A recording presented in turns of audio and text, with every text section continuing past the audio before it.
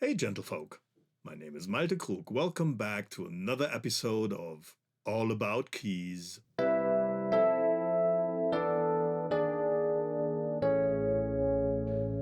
In this episode we won't look at a pro-market instrument, but actually one from the other end of the spectrum. A toy instrument made by Casio. But it has one function that especially in the 80s made it interesting. This fancy new thing everybody was after. Sampling. But first, as usual, we're going to look at the content of this month's issue of the German Keyboards magazine. With this issue, we are back with an artist featured on the front cover. In this case, it's Elton John. Above the content list, the editor uses the space to show off a photo of their own booth on the Musikmesse in Frankfurt. It might have been the first time, and I guess they're pretty proud of that. I went to that fair regularly during the 90s and remember visiting the booth of Keyboards magazine once in a while. Here in the letters to the editor section, Marcus raises an interesting question. Will Yamaha also release a sampler soon? You know, one of those new miraculous music machines everybody is raving about. And according to Yamaha, who get quoted, they will. But it's uncertain when or how the sampler will look like. Now we know that it took Yamaha 2 more years until they finally released the TX16W in mid-1988. To everybody's astonishment, it wasn't the expected sampler to rule all other samplers. It's a nightmare to use with the original OS, which nobody does, because there's an alternative operating system for the TX16W called Typhoon 2000. And it's worth it, because it's a good-sounding 12-bit machine. We'll hear it later in this series. In the news we get to see 2 photos taken on the magazine's booth on the Musikmesse in a section where they offered a variety of daily workshops about MIDI, its technical background and how to use it in several different scenarios. For a live setup, a video sync to a MIDI system, MIDI in an acoustic grand piano, etc. The first artist interview is with Mark Kelly from Marillion, directly followed by the main act of the magazine, Elton John. Down here, they ask him about the keyboards he's playing at home to create demo songs, and he mentions a GS1, a DX7 and an electric piano also made by Yamaha. Nice. After the preliminary news about new instruments presented on the Musikmesse in the last 2 issues, here we get additional info and photos of said products after the Musikmesse actually happened. Starting with a photo of Ensonic's new ESQ1 and Roland's new flagship synthesizer, the JX10P, also called the Super JX. Short announcement of the rack version of Korg's DW8000, which you already could listen to in this video. The Italian company Elka, like Versi, being mostly famous for building electronic organs, also stepped into the synthesizer market with 2 models. And here are additional photos of new Akai gear, the AX73 and VX90 synthesizers.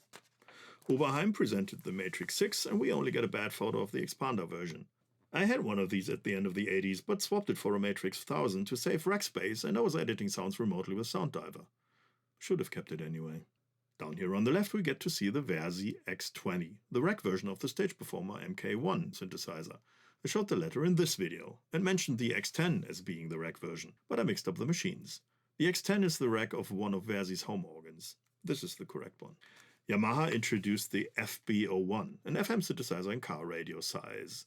It's using 4 op FM, like the DX9 and DX21, and it is the first multi-timbral FM synth, so it can be used with a sequencer and will cover up to 8 different sounds at the same time. The only hindrance for extensive arranging is the max polyphony of only 8 voices. Casio showed 2 samplers, the Casio SK1, which you will hear in this episode, and here is a photo of a sampler Casio called ZZ1.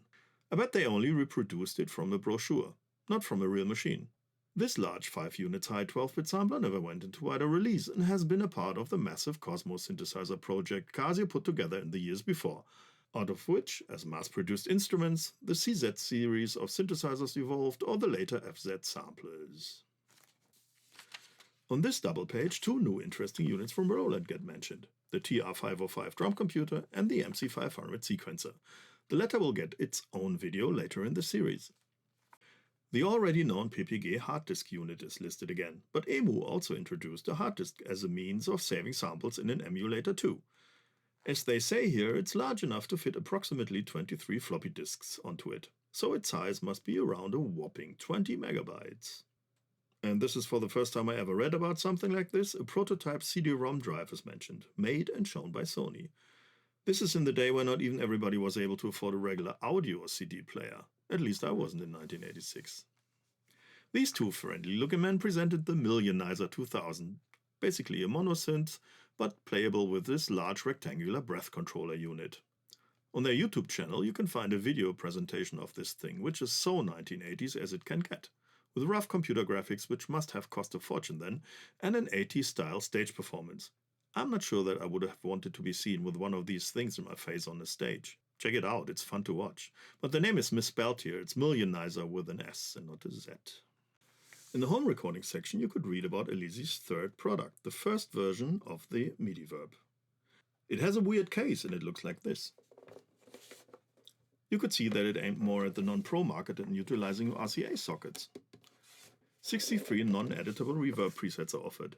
Its successor, the rack-shaped MIDI Verb 2, has been the first effects unit I ever bought, and I'm still using it. This month's giveaway I would have liked to get the sequential Tom drum computer.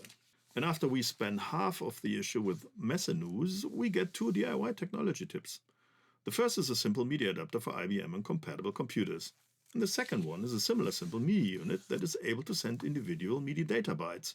This might have been handy if you wanted to send a tune request to multiple of your older analog synthesizers at the same time, which in the age of VCAs might have been necessary during prolonged sessions when equipment heats up. This feature gives us basics about digital sound generation and digital oscillators. And the first test this month covers half a dozen electronic pianos which get played by professional piano players of different backgrounds, who at the end of this test have a discussion about the experience and their conclusions. The next test is about a hybrid drum instrument, the Impulse 1 made by Allen and Heath, who most people only know for their mixing desks. This is a sample-based drum computer, not with buttons or fingerpads, but with real drum pads to play with sticks. Minus the drum computer part, you could compare it to a Roland SPD-8 drum pad of a few years later. I've never seen this in the wild, maybe one of you guys can share some insights in the comments below if you used one of these. Fostech's latest 4-track multi-track recorder gets tested, and here we can also find a strategically placed ad for a competing product. Not sure if that's coincidental. Casio is not the only company to put sampling technology into cheaper products like small entertainer keyboards, for example, so Yamaha released the VSS 100 Porter sound. Of course, this is not comparable to any professional sampling system, but might keep the kids entertained for an afternoon checking out how fart noises sound when played in different pitches over the keyboard. This Korg DVP-1 vocoder is a fine machine I wouldn't mind to own, but it never crossed my paths. And I have to confess that I never went on a hunt for one. But it's a good sounding vocoder with various operation modes. Vocoding, of course, in which you can imprint your voice onto the internal sounds. Your voice becomes a filter, so to speak. No pun intended. The internal waves can be played through MIDI independently from talking into the microphone as well. In harmonizer mode, the pitch of the incoming signal can be altered up and down, up to an octave. In freeze mode, the input signal is sampled and can be played on the keyboard. In addition, we get this article about the basic principle of how vocoders work. And here we have the Yamaha Multi-Effects unit SPX90, which I briefly mentioned last month in the messe news. Multi-effect in this case means that it can produce various effects like reverb, delay, different types of modulation, pitch shifting, equalizer, and some more. It can do all of these effects, but only one at a time. It even is able to sample half a second of audio and can be played through MIDI over 2 octaves or just be triggered by a foot switch or an audio signal. To have all these effects in one unit has been a milestone, especially for a price around $900. A lot of people don't like the Yamaha reverbs on this, but it can do a lot more than only reverbs. The workshop started with a transcription of a Whitney Houston song, who has been very successful in those days following the release of her debut album. In playing technique, we learn more about modes, in this case the Phrygian and Lydian modes. In the 4th home recording workshop about sound effects, we'll learn about digital delays and that we can not only use them for echo effects, but for chorus or doubling as well. Hubertus Maas is back with a new sound for the DX7. He gives us programming background and a patch sheet for creating an oil drum sound. In Just Piano, we can find some lessons to rehearse chord lines for solos or melodies. David Rosenthal informs us about how to pre-plan a live keyboard setup, including where to position which instrument and how to cable things up. But I like his final tip best. Bring spares, instruments or cables, whatever. Quote, "You can't predict all problems, so you have to expect everything can happen." End quote. This I can only second, and it is my experience too, that mostly the things break you carry no spares for. Again, you can't have enough spare parts with you on a gig.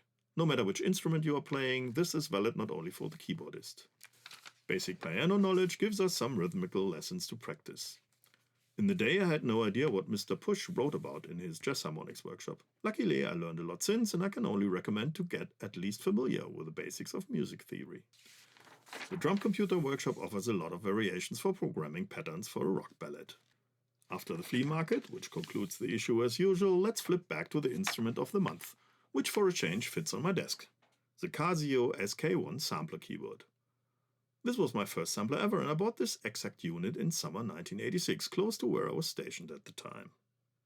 Most people bought this thing in the mid-80s to add the new hype of sound sampling into their sonic arsenal, without the need for selling the house. But is it actually any good? Let's check it out. Due to the size, I might not even have to scroll the video sideways to introduce you to the front panel. When you turn it around, you could see that the SK1 could run on batteries, like a lot of these tiny portable keyboards. There's a tiny screw which lets you tune the keyboard, and after 40 years, I finally used it for the first time in preparation for this video and double-checked the correct pitch. It's been a tad too high. Back at the front, on the left there's a tinny sounding speaker built in, but luckily there's a mono line-out socket on the back.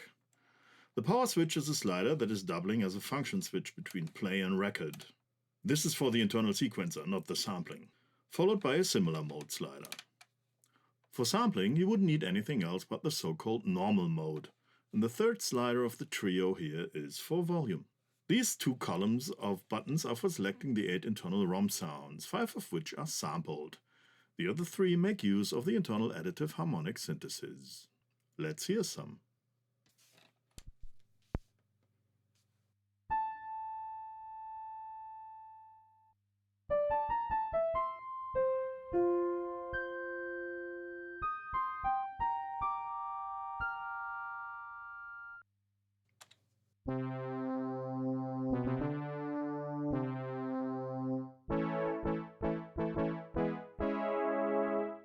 Of course.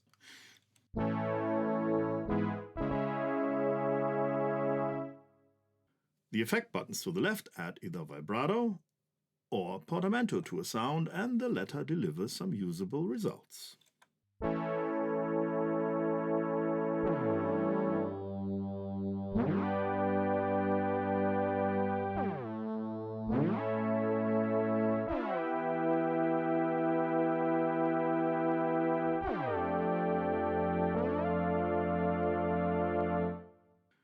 The yellow button is for selecting the sampled sound, the only one you can have in memory, while the blue button selects the synthesized sound. It's a Casio, so of course there's an accompaniment function with 11 different rhythms.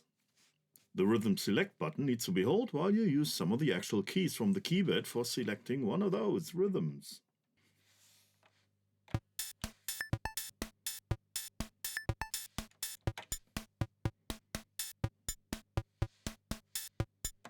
They sound like how you expect them to. Each rhythm has its own fill-in, which you can hear when hitting the green button.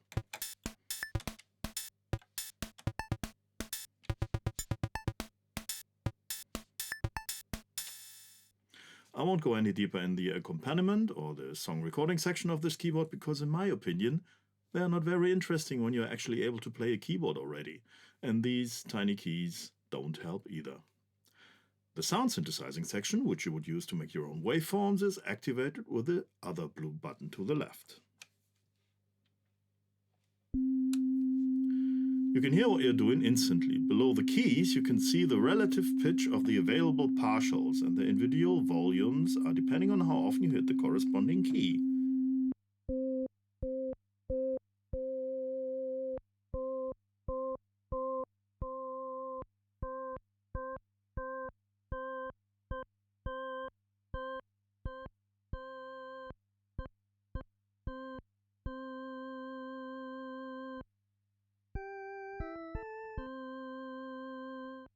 There are 14 levels possible for each. Afterwards, you could only alter the envelope of the sound. Hit the envelope select button up here and select an envelope with the keyboard again.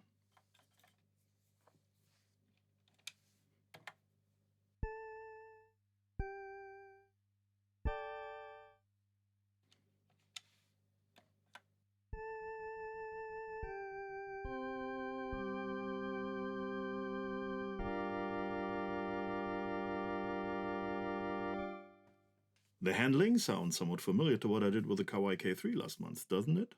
But in comparison, the harmonics' pitches in the SK1 are not from the natural harmonic series, like what we would need them to be for a proper additive synthesis, but instead they mimic what drawbars on an organ would do. So all resulting spectra sound organ-like, or somewhat flutish. This is all you can do to the sounds. No filter or programmable envelopes or more than one oscillator. Some circuit benders got their attention drawn to the SK1 and modded the heck out of it. Somehow, I always prefer to keep old gear in its original shape, but some very crank sounds are possible that way. There are a lot of videos to find if you're interested. The only alteration I did to this is add some guitar strap pins. For whatever reason, I don't remember. I never bothered too much with the synthesis function for making sounds or use the sequencer to create songs, because all of your work is lost when you cut power to the machine. This can be pretty frustrating because the SK1 switches itself off automatically after 7 minutes of inactivity, to preserve battery life, I guess, but it also does this when it's connected to a power supply. So you gotta be fast if you need to go to the loo or somebody's ringing at the door to deliver a package or so. The most interesting part of the SK1 anyway is sampling. The SK1 is the first and smallest of the few slightly bigger models in this series and can hold only one sample at a time. The SK5 could hold 4, for example. To start the sampling process, just hit the yellow sampling button and use the built-in microphone at the top right corner.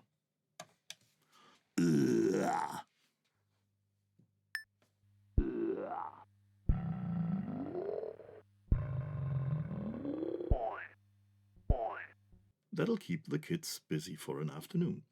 And as you can hear, the microphone isn't very good, but it's possible to connect sound sources to the line-in at the back, which sits right beside a regular 1/4-inch socket for an external microphone. This keyboard cost less than $100 in 1986, so don't expect miracles from the sampling quality.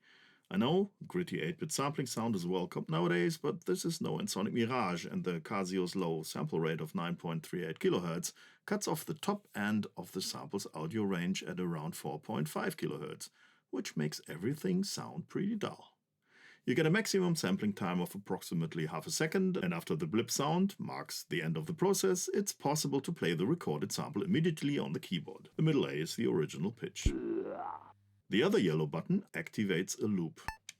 You can't alter any of the loop settings, so it's always a shot in the dark what kind of result you will get.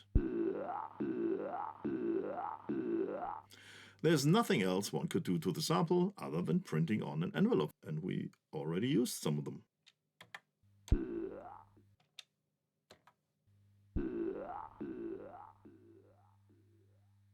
In the hope of catching better quality sounds, I connected an output of Nuendo to the line-in and did some experiments. The challenge I gave myself is to come up with a song only made with sounds that come from or through this keyboard. So for starters, I thought to sample some proper drums coming from Groove Agent in Nuendo, and got disappointed quickly. I even tried the trick of pitching down the sound source by an octave the old-fashioned way, where pitch and speed correlate, like when you play a 45 record on 33. Then you play the sample an octave higher to go back to the original pitch and length.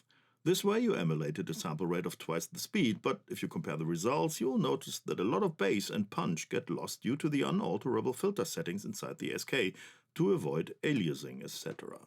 Listen to these examples.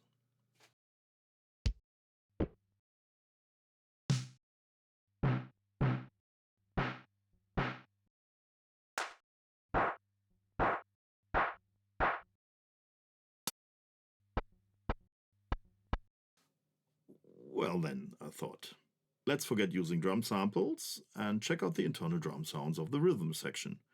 Due to the fact that the rhythm section's polyphony is only one voice at a time and that it's possible to play the grooves very slowly, it's not too difficult to catch the individual instruments as clean samples.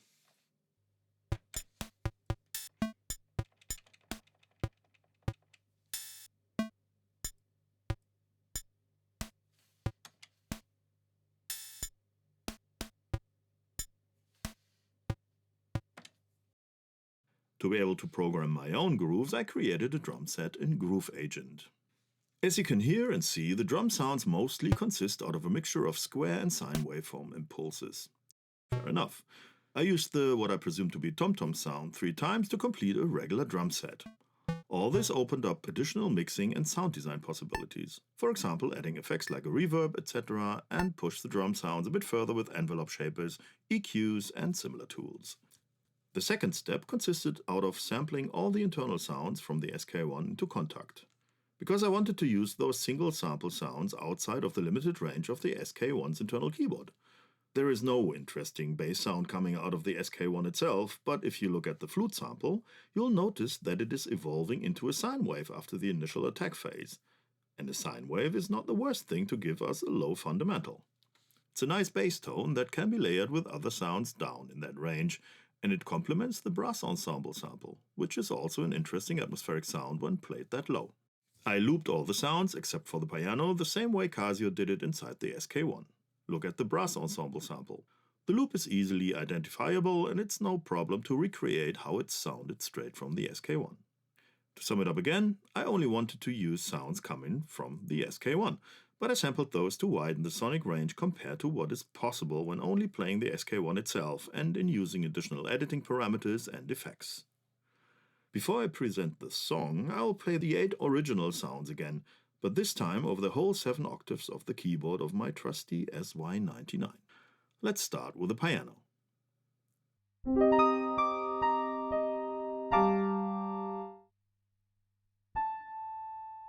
Original. Sample, nothing looped, it's dynamic this time, but the original key window of the SK1 would be between that and that's C. And if we go outside of that, when transposing this one sample down far, which internally is done by playing it slower, the baked-in envelope of the sample will get slower as well. And as you can hear, all the high frequencies will be muffled because they're not there anymore. They get transposed down, and it sounds a bit like playing through a sock.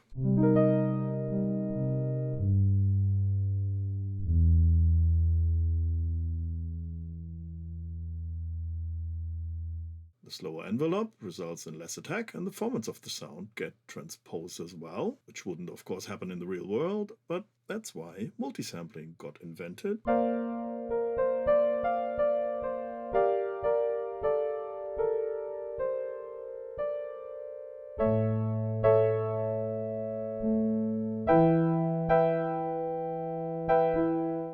If you still got the attack of the higher range, then the bass is just making bass, but no attack. But it's not that of a problem.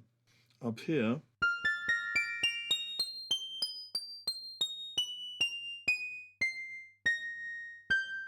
the only thing that sounds realistic is the attack.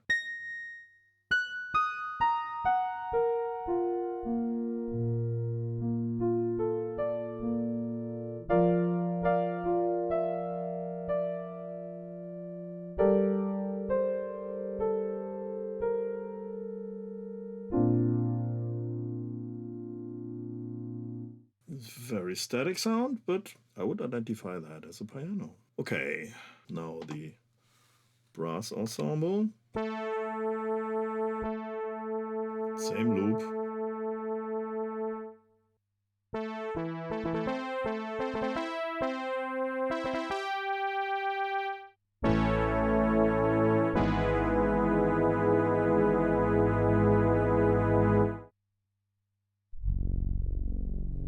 That's a nice ominous sound.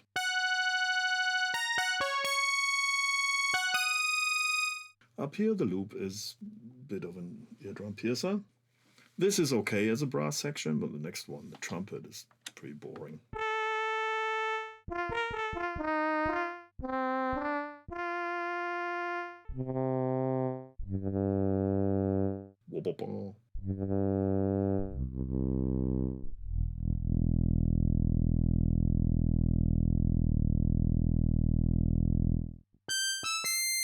Yep, that is in dentist range. The flute, like already said, turns into regular sine wave.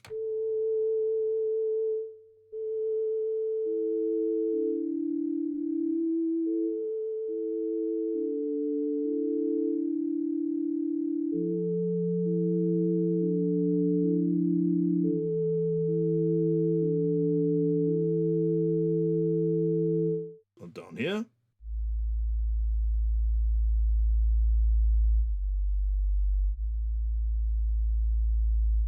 If you listen to this on the phone, you might not hear that actually. Okay, human voice.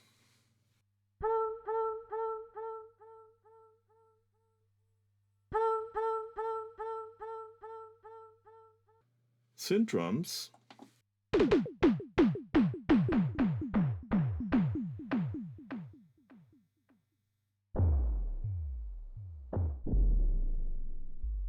Eight-bit grid. Finally, the pipe and the jazz organ. These are two of the sounds that are achieved by using the synthesizing method. They are no samples.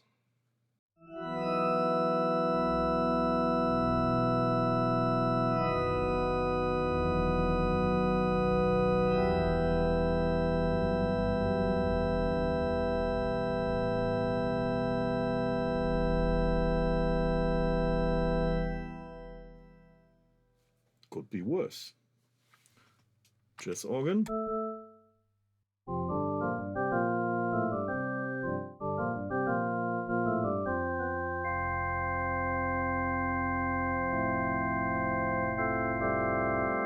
Pretty tame. Needs a different set of effects, of course.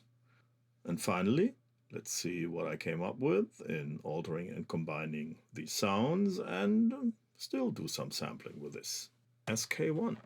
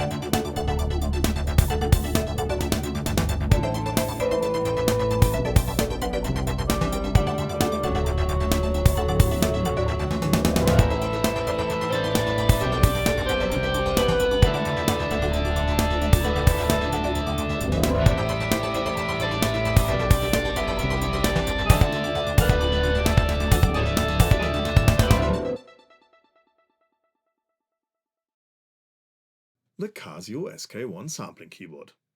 So what do you think? Is it a toy or a proper instrument? I'm looking forward to your comments down below.